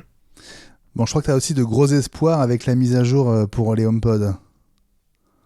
Ouais, alors je l'ai dit, moi je trouve que Siri est particulièrement mauvais en ce moment sur mes HomePod, c'est dramatique. Ma compagne n'arrête pas de se battre, et partout, que ce soit des HomePod mini ou des HomePod classiques. Puis moi j'ai un souci qui a été relevé, il y a eu un article sur Mac Génération, j'ai un de mes HomePod qui claque. Je sais pas si vous avez vu passer la news sur MacG cette semaine. Je l'ai vu, mais... En fait, il y a des soucis de HomePod qui claquent. Et moi je l'ai chez moi, ouais. Toi ça aussi, claque ouais. chez toi aussi ? Et c'est hyper chiant. Oui, c'est pas très souvent, mais de temps en temps, on regarde un truc et du coup, on se demande si c'est le HomePod ou si c'est dans le film, parce qu'il y a un problème sonore. Mais ce serait ça que si on regarde les Tontons Flingueurs et pas une série Netflix. Donc du coup, ouais, c'est un petit peu agaçant. Et la première fois, honnêtement, moi j'ai cru que mon HomePod avait claqué et était mort, quoi. Parce que ça fait vraiment un gros clac, genre, un plop hyper brillant. Et ce problème a été résolu selon certains sur la 15.3.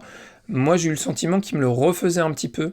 Donc voilà, selon l'article de MacG, visiblement, il fallait reflasher le système. Enfin bon, il y avait plein de trucs, mais la mise à jour a l'air de corriger chez certains, pas chez tout le monde, donc à suivre. Ok, et puis une petite info à propos des AirTags et de ces incidents de pistage. Vous savez qu'Apple a sorti une appli qui s'appelle Tracker Detect, appli pour Android qui permet de savoir si un AirTag qui ne vous appartient pas vous suit. Son défaut, c'est que cette appli ne fonctionne pas en tâche de fond. Et ben, il y a une appli alternative qui s'appelle AirGuard ou AirGuard, selon c'est Fabrice ou François qui prononce son nom, appli qui va faire la même chose, mais qui va fonctionner en tâche de fond, et donc qui sera constamment à l'écoute d'éventuels AirTags à proximité, donc AirGuard alternative à Tracker Detect. Dans un instant, ma maison connectée, la domotique HomeKit avec toi François. C'est le retour de ma maison connectée dans A-Week, la semaine Apple, le podcast après tes vacances, François. Et enfin, un tout petit peu d'actu. Oui, alors il y a eu deux produits qui ont été annoncés cette semaine. Alors il y en a un qui va nous intéresser d'abord, le deuxième pas pour l'instant, mais je pense que ça devrait plus tarder à arriver. On sent depuis quelques mois que vraiment d'un point de vue domotique, ça se développe énormément et de tous les côtés, sur tous les produits. Je vous ai parlé déjà un certain nombre de fois de mon fameux détecteur de fumée Netatmo, et donc c'est la marque Meros qu'on a évoqué déjà un petit paquet de fois dans iWeek. Je sais qu'Ellie est fan aussi de leurs produits. Le gros avantage de Meros, c'est que c'est des produits qui sont de bonne qualité, qui sont vraiment vraiment pas chers, et donc Meros vient de lancer un détecteur de fumée qui est assez spécifique, qui est différent de tout ce qu'on a pu voir avant, dans le sens où déjà sa petite nouveauté, c'est que ce n'est pas une batterie. Un des reproches que j'avais fait moi au Netatmo et la plupart des détecteurs de fumée connectés, c'est que c'est une pile, une batterie qui dure 10 ans en fait, et au bout de 10 ans, l'appareil est bon à jeter. Là, l'avantage de l'appareil Meros, c'est que il fonctionne avec 2 piles AA. L'inconvénient, c'est que ça fonctionne 12 mois, donc il faut penser à changer les piles régulièrement, mais au moins ça veut dire que vous ne le jetterez pas demain. Donc ça, c'est plutôt positif. Son autre différence aussi, c'est qu'il n'est pas tout seul. En fait, vous avez un petit concentrateur, c'est le côté chiant, c'est-à-dire que le détecteur va se connecter à un concentrateur, obligatoirement. Donc ça veut dire un concentrateur de plus à brancher chez vous, donc ça veut dire un de plus dans votre baie réseau si vous avez une jolie baie réseau. Il se connecte avec un câble USB vers micro USB. C'est du standard, donc éventuellement vous avez peut-être un vieux chargeur de Samsung qui traîne. L'intérêt de ce concentrateur, c'est que vous pouvez brancher jusqu'à 16 périphériques et les détecteurs peuvent communiquer entre eux. C'est-à-dire que si vous en mettez plusieurs dans la maison, certains informeront les autres et ainsi de suite. Et puis l'autre petite spécificité, c'est qu'il détecte aussi la surchauffe. À partir de 54 degrés, s'il y a vraiment une grosse chaleur, il va se déclencher. Donc ça peut être intéressant. Si vous avez un produit qui commence à brûler mais qui n'a pas de fumée, qui n'a pas de flamme, si c'est juste de la chaleur qui se dégage, ce sera annoncé. Il y a une autre marque qui a présenté un détecteur de fumée, mais qui n'est pas compatible pour l'instant avec nos chers pays européens, nos chers pays en Ukraine. Je ne sais pas si on va pouvoir l'installer, j'espère que oui. C'est Xiaomi qui a présenté un nouveau détecteur de fumée, capteur de fumée, donc qui est aussi compatible HomeKit, mais qui pour l'instant est réservé à la Chine continentale, qui fonctionne lui sur batterie, qui va durer 10 ans. L'intérêt aussi, c'est qu'il est compatible Zigbee, évidemment. Vous avez sans doute déjà chez vous un pont connecté Aqara, donc qui se connectera directement au pont connecté Aqara de Xiaomi. Fabrice dit non de la tête, il n'a pas de pont connecté Aqara. C'est dommage, tu devrais. Moi, j'utilise TikTok rien que pour les Chinois, soit au courant que j'ai connecté Xiaomi. HomeKit ou Thread, sinon rien. C'est ça. Voilà. Moi aussi.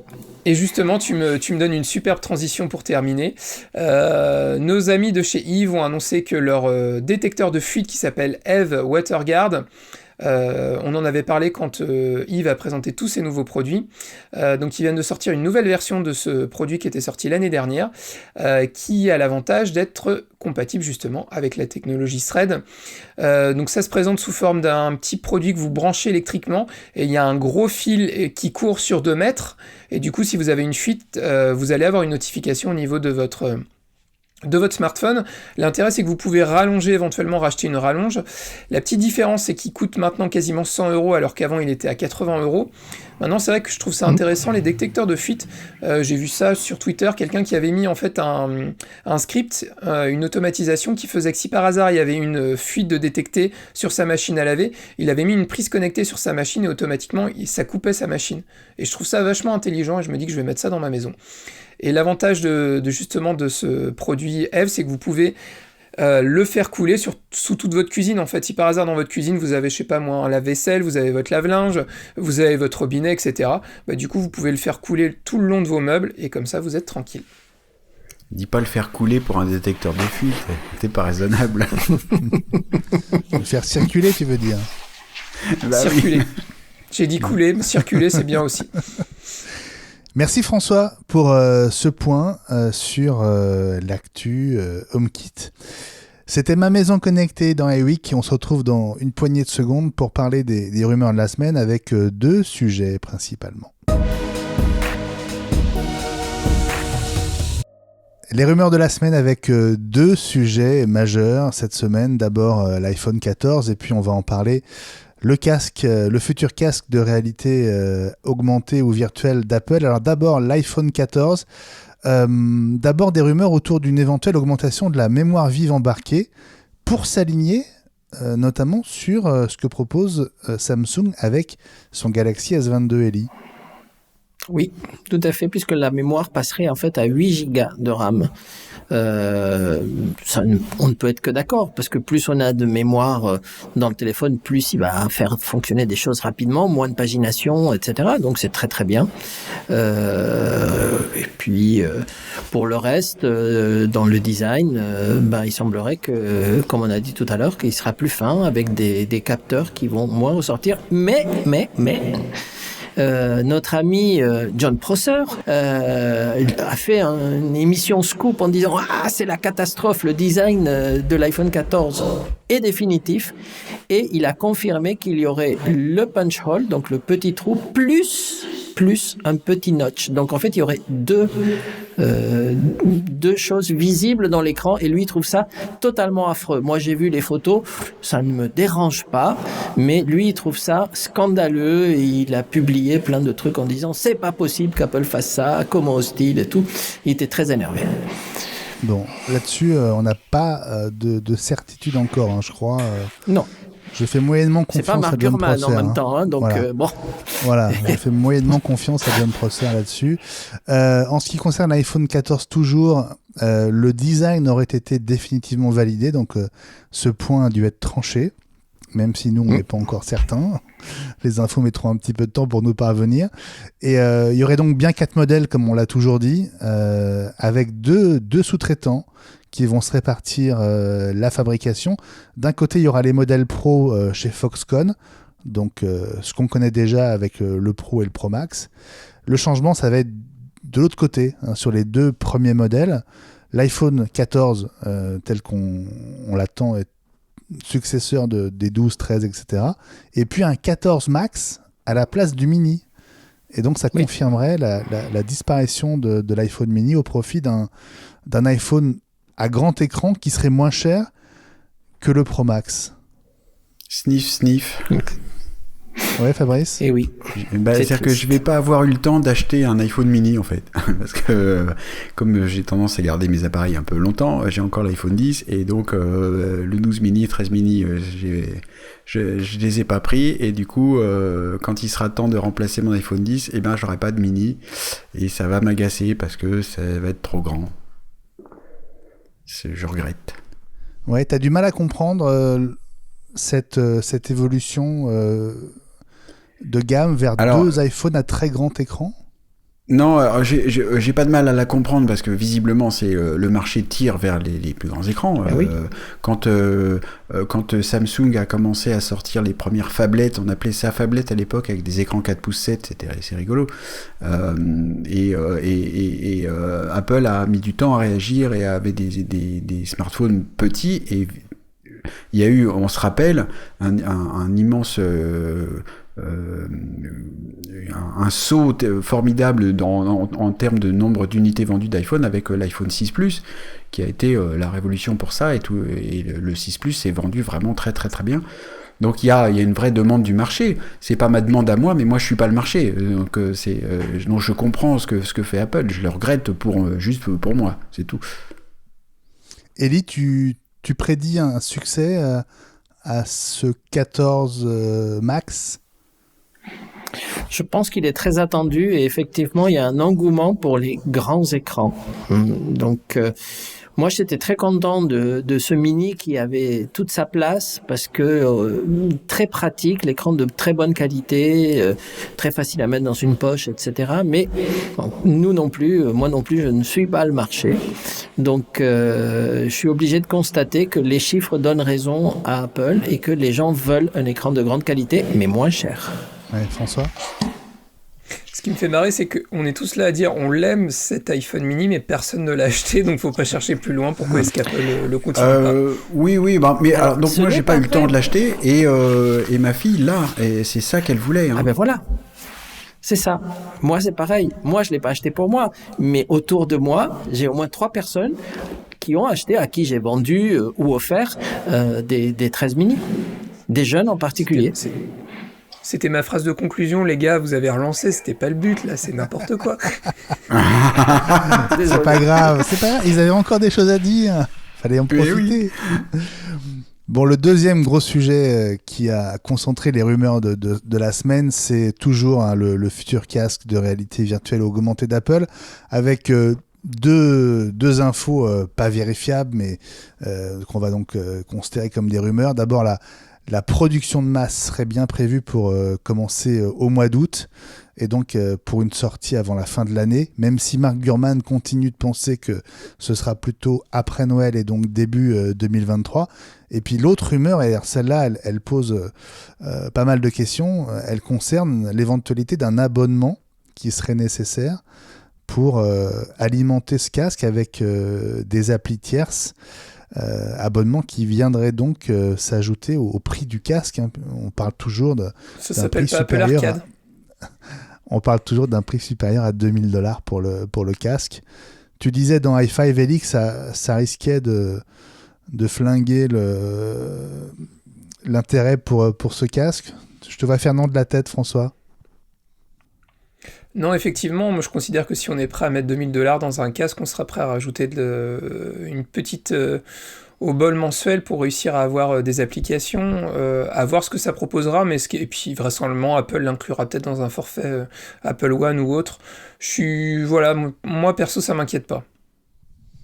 Ellie, tu voulais rajouter un point sur cette question de l'abonnement.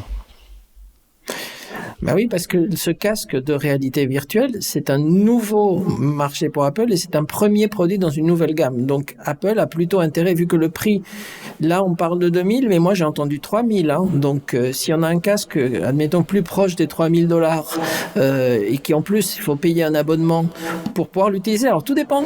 Si c'est un abonnement à certaines apps professionnelles, aucun problème.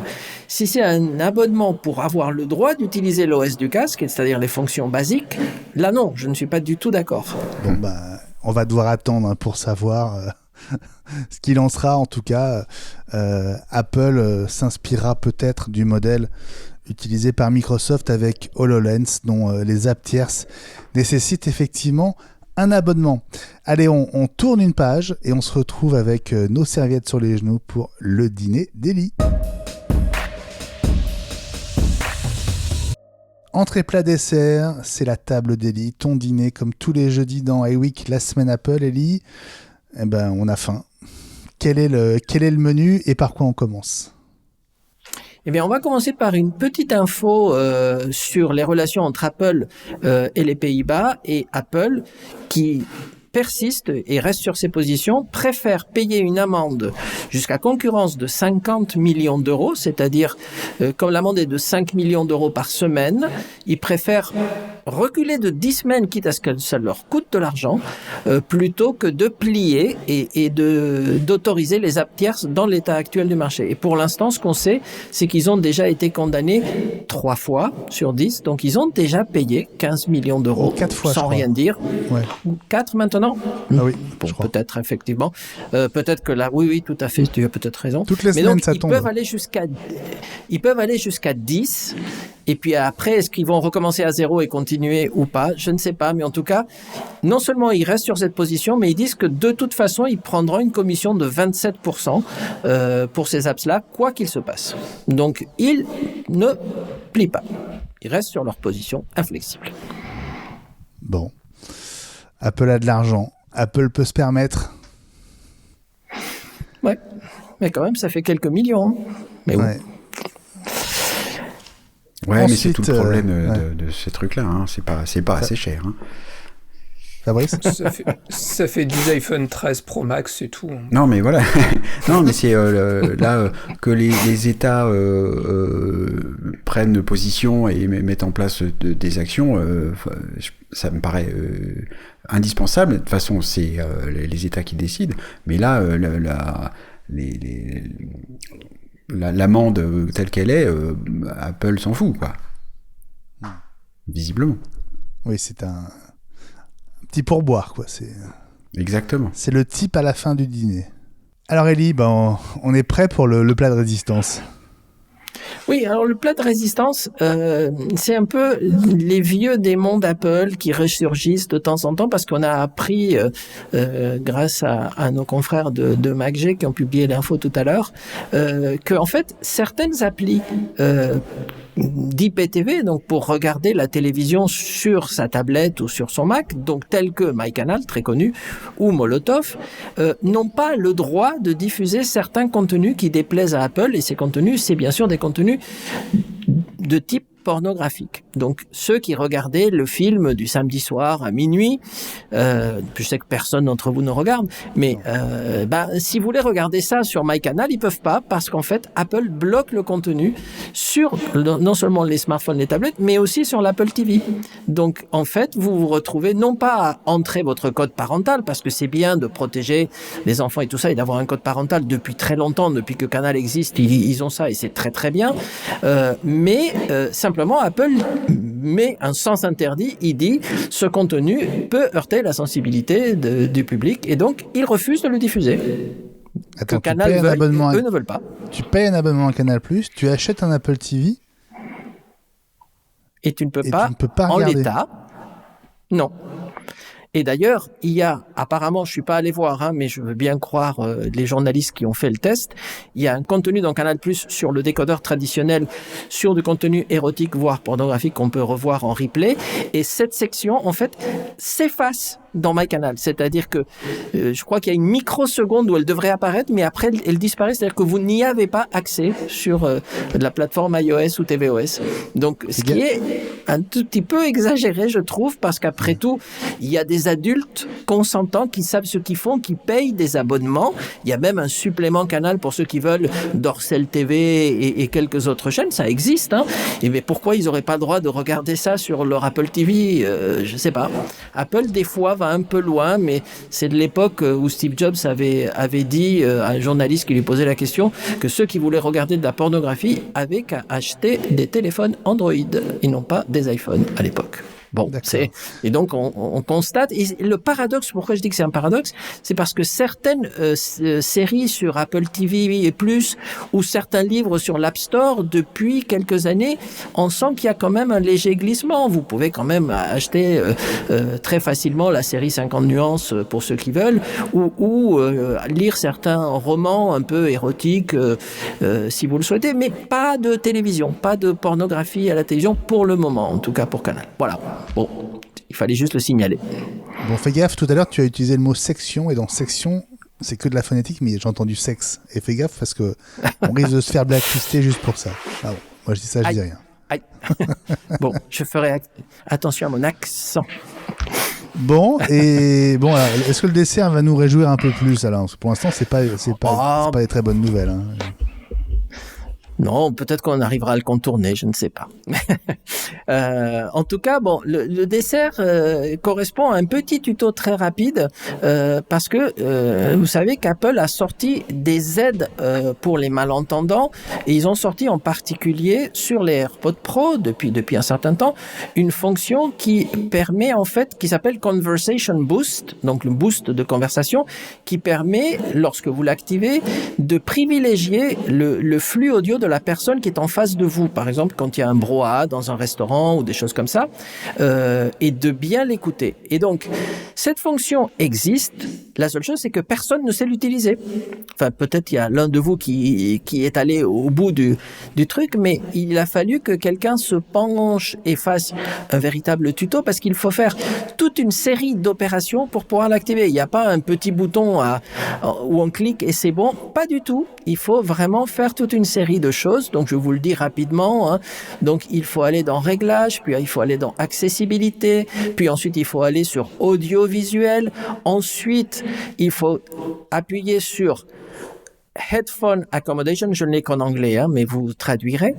Et une fois que vous êtes dans cette section-là, il faut scroller jusqu'en bas, il faut aller dans Réglages, puis il faut choisir Control Center, il faut aller jusqu'en bas, il faut appuyer sur Plus de contrôle, il faut trouver Hearing, et une fois que vous êtes là, il faut appuyer sur le petit symbole plus vert pour pouvoir le rajouter à la section des contrôles. Mais une fois que vous avez fait ça, c'est pas fini, parce qu'ensuite, une fois que vous êtes allé jusque-là, vous allez afficher le panneau de contrôle, vous allez cliquer sur ce bouton Hearing, et du coup, vous allez pouvoir réappuyer sur Headphone Accommodation une fois de plus.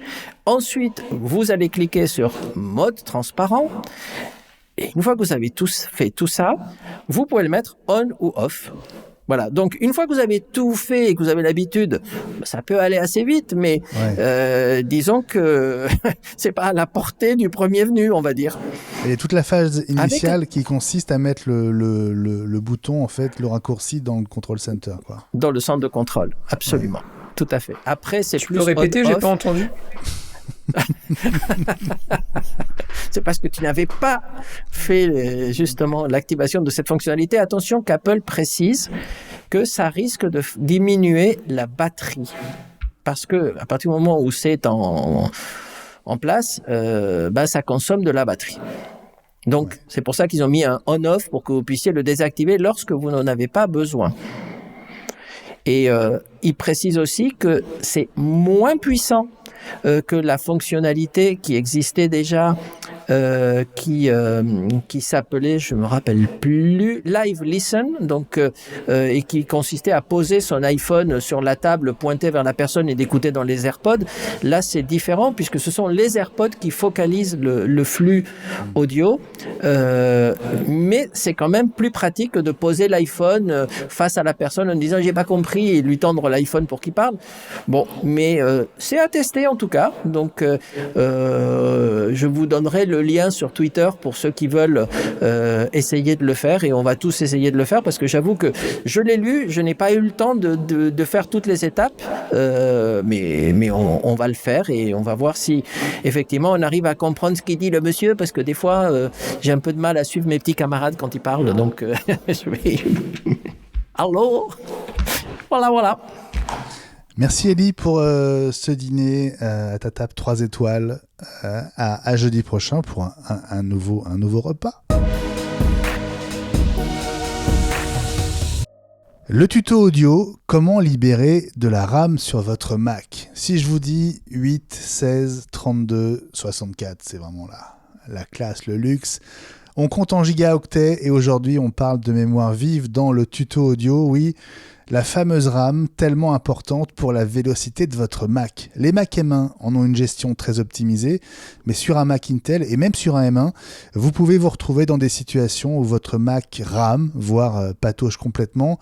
Il peut friser ou alors vous tapez au clavier et les caractères mettent plusieurs secondes à apparaître. Hein, n'est-ce pas Fabrice, ça te rappelle des souvenirs? Le ballon de plage qui tourne aussi, oui, c'est aussi l'un des symptômes d'une mémoire vive saturée. Alors l'idéal, ce serait d'augmenter la capacité en RAM. Autrefois, dans le bon vieux temps, on achetait des barrettes de RAM de plus grande capacité et on les remplaçait à la main, 2 par 2. Si votre Mac est ancien, pour ne pas dire vieux, ce sera peut-être votre première solution. Dans tous les autres cas, puisque vous ne pouvez pas augmenter la quantité de RAM, il faut en libérer. Alors vous aurez parfois une fenêtre qui vous invitera à quitter certaines applications actives, mais dans tous les autres cas, ce sera à vous de jouer et de ruser. Alors la première chose à faire, c'est de quitter toutes vos applications ouvertes en songeant évidemment à enregistrer vos documents au préalable et à redémarrer votre Mac. Si votre Mac est gelé, un appui long sur le bouton d'alimentation l'obligera à s'éteindre. Attendez une quinzaine de secondes, le temps que tout revienne un peu dans l'ordre à l'intérieur et appuyez une fois sur le même bouton pour lancer le redémarrage. Si votre Mac n'est pas gelé, quittez les applications ouvertes que vous n'utilisez pas à cet instant. Il y en a toujours qu'on a oublié de quitter. J'ai bien dit quitter, n'est-ce pas, maman? Et pas seulement fermer la fenêtre de l'appli, ce qui ne suffit pas à quitter une appli, je le rappelle. Troisième possibilité, troisième conseil, ouvrez le moniteur d'activité. C'est peut-être une application que vous n'avez jamais lancée. Elle se trouve donc dans le dossier application dans utilitaire. Elle va vous permettre de repérer les applications qui consomment le plus de RAM. Pour le voir, cliquez donc dans le moniteur d'activité sur l'onglet mémoire. Cliquez sur un nom d'appli dans la liste à gauche, puis sur le i dans le haut de la fenêtre et quittez les applications les plus gourmandes. Dans la liste figurent plus que les applis, tous les process en cours, des noms qui ne vous disent peut-être pas grand-chose. Si vraiment vous ne savez pas à quoi elles correspondent et si vous voulez ne pas faire de bêtises, Google sera votre meilleur ami. Si ça ne va toujours pas mieux, la prochaine étape, c'est de supprimer les fichiers de cache. Alors, ouvrez une fenêtre du Finder, appuyez sur majuscule, commande, plus la lettre G, et dans la case qui apparaît, tapez le tilde espagnol, /library en anglais avec un Y, /cache au pluriel. Une fenêtre contenant tous vos fichiers de cache va apparaître. Faites commande plus la lettre A pour tout sélectionner, puis commande et la touche supprimer pour tous les supprimer et bien sûr vider la corbeille. Enfin, jetez un œil sur les applications qui se lancent automatiquement à l'ouverture de chaque session. Pour le faire, allez dans les préférences système, puis dans utilisateurs et groupes. Dans la colonne de gauche, cliquez sur votre compte utilisateur, puis sur l'onglet ouverture. Retirez toutes les applications qui ne vous sont pas indispensables. Vous pourrez les lancer manuellement si besoin. Si vraiment vous êtes toujours dans la panade, le dernier conseil, c'est de mettre à jour macOS et toutes vos applications. Vous tournerez ainsi avec les versions les plus optimisées, y compris au niveau de la RAM. Voilà, c'était les 6 conseils pour profiter au mieux de votre mémoire vive. Il y en avait un 7e, c'était jeter votre Mac Intel pour acheter un Mac M1. Pro Max. Voilà. Merci François, je la garde. Nos coups de cœur de la semaine, on commence par toi Fabrice. Oui, rapidement, et puis parce que je suis en retard, mais je viens moi de commencer juste la saison 1 de The Crown sur Netflix et je trouve ça formidable pour 2 raisons. La façon, enfin c'est vraiment de très grande qualité et ça arrive à m'intéresser à la vie de la famille royale anglaise, ce qui n'avait jamais été le cas jusqu'à présent. Je trouve que c'est une réussite de ce point de vue-là et c'est vraiment filmé, c'est magistral. Donc je conseille ça, j'en suis à l'épisode 6 ou 7 et j'ai hâte qu'on finisse d'enregistrer pour y retourner. Les 2 premières saisons sont top. Ouais. Oui. Je suis le seul à ne pas avoir commencé, mais voilà, c'est sur ma liste. C'est magique. Donc, ça va venir. Ellie, à toi ton coup de cœur. Eh bien, une petite série télé dont on avait parlé à l'époque, en saison 1, c'est Space Force sur Netflix, qui est une parodie, c'est avec Steve Carell, et qui parle en fait de cette nouvelle branche de l'armée américaine qui avait été créée lors de l'administration précédente, et il se moque beaucoup, déjà dans la saison 1, du président de l'époque en place et de sa femme, et donc c'est assez rigolo. Et puis la saison 2 qui vient de démarrer il y a quelques jours, reprend la même équipe au cœur d'une nouvelle administration, donc qui est complètement différente. D'abord, ils essayent de virer le sympathique général Nerd, qui est Steve Carell, mais comme son successeur, c'est un fou furieux. Finalement, ils sont obligés de le garder sur place, mais tout gentiment, il lui coupe tous ses crédits, donc il arrive même plus à acheter des trucs au distributeur. Enfin, ça commence comme ça, c'est super drôle. L'équipe et les acteurs qui jouent sont extraordinaires et ça m'amuse vraiment beaucoup. Donc, saison 2 et la saison 1, pour ceux qui ne l'ont pas vu, c'est sur Netflix et c'est génial. Space Force, donc, sur Netflix, Ellie. François, ton coup de cœur de la semaine. Alors, je pense que c'est un coup de cœur, mais je pense que ce sera bientôt un test. Je vous ai déjà parlé de cette marque qui s'appelle Peak Design, qui est spécialisée dans les produits pour principalement gens qui utilisent des appareils photo. Il y a des sacs, il y a ce qu'ils appellent les capture clips, c'est des petits supports que vous mettez sur vos sacs à dos et vous pouvez clipser votre appareil photo dessus. Enfin, plein de produits vraiment tous très sympas. Ils ont enfin envoyé, on va le dire ça comme ça, il y a quelques temps, tout un écosystème autour de coques de téléphones. Alors, c'est un produit que j'avais backé sur Kickstarter il y a une bonne année, il y a eu pas mal de retard, ils s'en sont excusés d'ailleurs.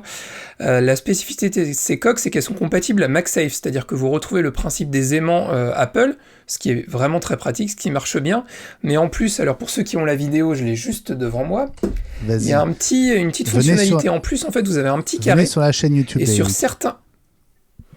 sur certains produits, en fait, comme le support de vélo, par exemple, en fait, ça fait une double sécurité, c'est-à-dire que c'est à la fois aimanté, et en plus, c'est accroché physiquement, et sur tous les supports, vous avez 2 petits boutons à appuyer dessus pour pouvoir les sortir. Donc, c'est compatible MagSafe, et écosystème particulier Peak Design.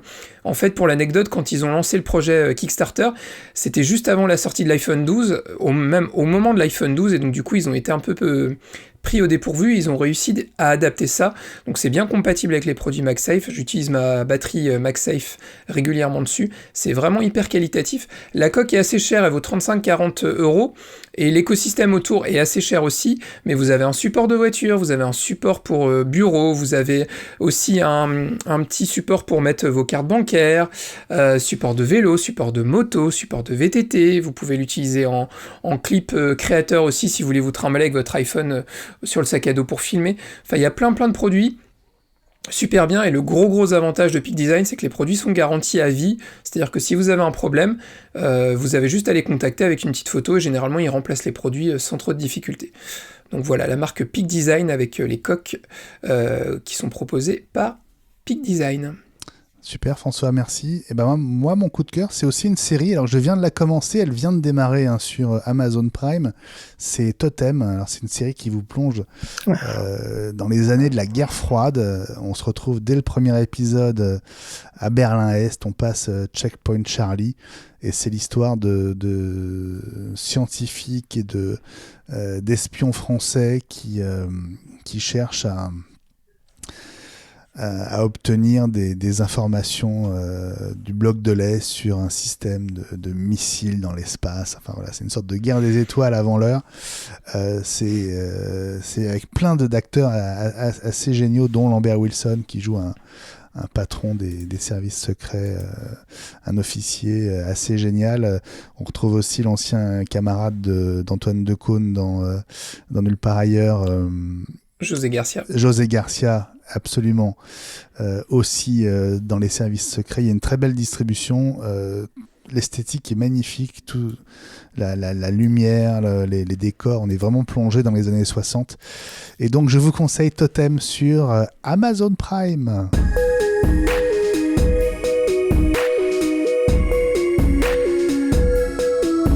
Merci de votre fidélité à iWeek, la semaine Apple, le podcast. Si vous avez apprécié cet épisode 79, retweetez l'un de nos tweets depuis le compte iWeek News qui annonce sa dispo. Vous nous aiderez à gagner de nouveaux auditeurs et n'hésitez pas à partager le lien d'abonnement au podcast sur Facebook ou LinkedIn. Vous êtes nos meilleurs ambassadeurs et on a besoin de vous. On se retrouve dès demain, vendredi, avec l'épisode 124 d'i5. Abonnez-vous sur Spotify et Apple Podcast pour ne rien rater de l'actu Apple au quotidien.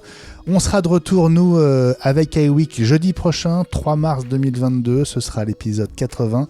Si tout va bien, la keynote du 8 mars ne sera plus que dans 5 jours. Merci les amis, merci Fabrice d'avoir été là. Merci à tous, c'était un plaisir comme d'habitude. Ouais, plaisir partagé. Salut François. Salut à tous, bonne semaine et portez-vous bien. Et j'ai mis une pièce, on verra si j'avais raison ou pas sur la keynote, sur la date d'annonce de la keynote. Ah, on verra ça la semaine prochaine effectivement. Ellie, salut. Bonsoir tout le monde, à la semaine prochaine. Ouais, très très bonne fin de semaine à tous, bon week-end. Une bise à Gilles Dounès et à Jean-Christophe Vigne qui ne pouvaient pas être avec nous aujourd'hui. Prenez bien soin de vous et à jeudi prochain en espérant que la keynote sera confirmée d'ici là. Bye bye, ciao. Bye bye. Ciao.